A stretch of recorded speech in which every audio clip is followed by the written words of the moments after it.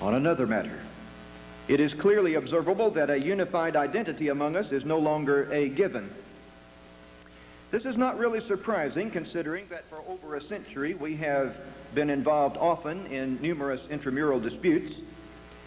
At least 27 different types of people now call themselves Churches of Christ, many not fellowshipping others who go by that name. This diversity has roots. In the post-Civil War period, the Southern churches, faced with intrusions of radical European philosophy and theology by way of preachers from the North, withdrew from the broader American religious scene and became anti-philosophical, anti-theological, anti-educational, and to a large degree anti-social. Intramural issues arose, such as instrumental music and mission societies, which in the hands of polemicists and debaters proliferated to over 85 issues which have divided churches and contributed to this current crisis.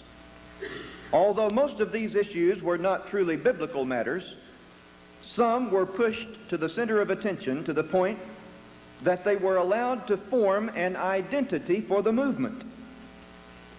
Sermons on the identifying marks of the church were given in terms of selected issues. Books were written on what is the Church of Christ, with chapters concentrating on those issues. Although the issues differed from place to place, enough consensus existed to provide thrust for a movement along those lines in the thinking of many during our recent past. Now, however, people are rapidly discarding many of these historical issues as central to their sense of identity. Sectarianism has lost its appeal in our generation. For instance, 20 years ago, students preparing to preach knew those issues well, and the scriptures on both sides. For at least the past 10 years, however, students have not even known the issues. Many of the older generation who grew to view those issues as central to their faith now begin to wonder what has happened to sound preaching, as younger preachers no longer preach the issues. But if these old divisive issues are no longer on center stage, people who remain in the Restoration heritage begin to ask the questions with which I began. What do I really believe? Whereas 2 decades ago there was a solid right wing, a very vocal left, and not much middle. Now there is practically no radical left wing at all. The right is receding rapidly, especially in urban churches over 200 in number, yet it grows louder as it recedes. And there is a burgeoning middle ground of people who appreciate their religious heritage, but having jettisoned the old issues, are unclear as to what now is to be the doctrinal core of their faith. These, in search of theological certainty, are the majority, and they are confused.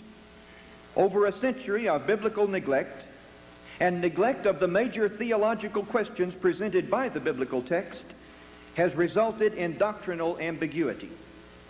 Pragmatic attempts to draw theological essence uncritically from contemporary evangelicalism reflects starkly this fundamental naivete. Theologically, we are very vulnerable. Admittedly, the issues of the past century or so have provided insufficient basis for a broad and solid ethic. Consequently, ethical selectivity has prevailed. Promiscuous sex, drunkenness, though not gossip and slander, have been high on our agenda since frontier days.